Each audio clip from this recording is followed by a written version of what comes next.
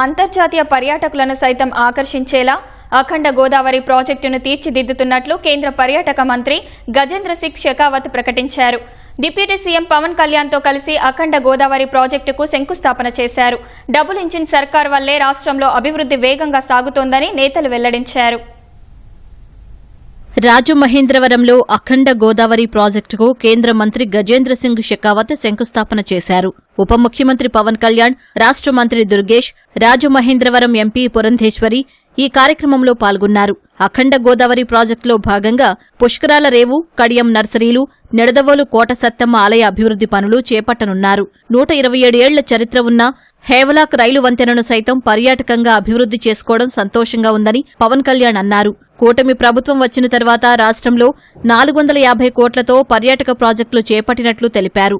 వికసిత జిల్లాలతోనే వికసిత్ ఏపీ సాధ్యమని పురంధేశ్వరి అన్నారు. రాజమండ్రి అనగానే గుర్తుకొచ్చేది గోదావరి తీరం. ఎప్పుడు కూడా ఒక తీరం వెంబడి ఎప్పుడు నాగరికత ఉన్న చోట భాష అన్ని ఎదుగుతాయి.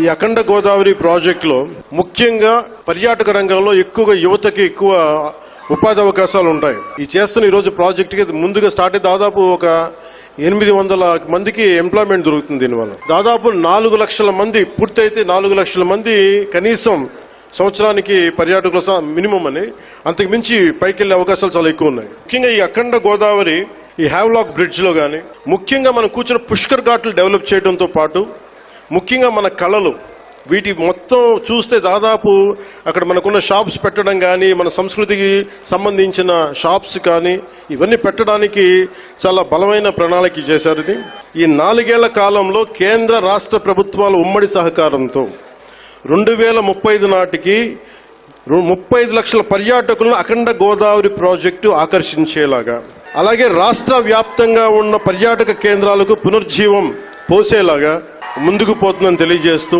జై భారత్, జై హింద్. వికసిత్ ఆంధ్ర రాష్ట్రం మనకు కావాలంటే వికసిత్ జిల్లాలు కూడా కావాలి. అంటే వికసిత్ రాజమహేంద్రవరం కూడా ఖచ్చితంగా వికసిత్ ఆంధ్రలో భాగం అని చెప్పి మనం గుర్తించాలి. దానిలో భాగంగానే ఇవాళ అనేక పర్యాటక అభివృద్ధి కార్యక్రమాలు మనం శంకుస్థాపన చేసుకోవడం జరుగుతుంది. ప్రత్యేకించి హ్యావ్లాక్ బ్రిడ్జ్ 100 సంవత్సరాల నాటి బ్రిడ్జ్ నిరుపయోగంగా ఉన్నటువంటి సందర్భంలో దాని యొక్క చారిత్రాత్మక ప్రాధాన్యతను గుర్తించి ఇవాళ దాన్ని కూడా ఒక పర్యాటక క్షేత్రంగా దాన్ని అభివృద్ధి చేయడానికి కేంద్రం తన సహకారాన్ని అందిస్తుంది. కేంద్ర రాష్ట్రాల్లో కూటమి ప్రభుత్వాలే ఉండటం వల్ల అభివృద్ధి వేగంగా సాగుతోందని కేంద్ర మంత్రి గజేంద్ర సింగ్ షెకావత్ అన్నారు. ఏపీ అభివృద్ధికి కేంద్రం ఎంతో కృషి చేస్తోందని వెల్లడించారు.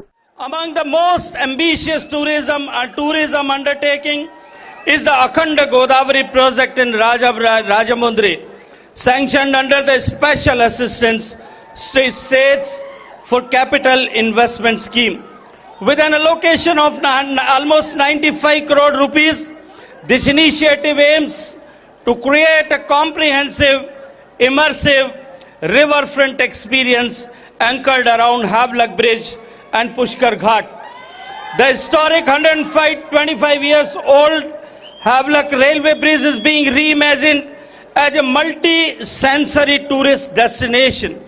Visitors will walk across the Godavari on a 1.2 kilometer stretch of the bridge adorned with theme spans, interactive installations, cafes, souvenir shops and an interpretation center narrating the story of Rajamundry and its rich cultural tapestry. అనంతరం Rajamahendravaram బొమ్మూరులోని science సెంటర్ను నేతలు ప్రారంభించారు. 15 కోట్లతో 5 ఎకరాల విస్తీర్ణంలో science centre ఏర్పాటు చేశారు. దివాన్ చెరువు వద్ద రాష్ట్ర అటవీ శిక్షణ అకాడమీకి పవన్ కళ్యాణ్ శంకుస్థాపన చేశారు. 30 కోట్ల రూపాయల నిధులతో ఈ ప్రాజెక్టు పూర్తి చేయనున్నట్లు తెలిపారు.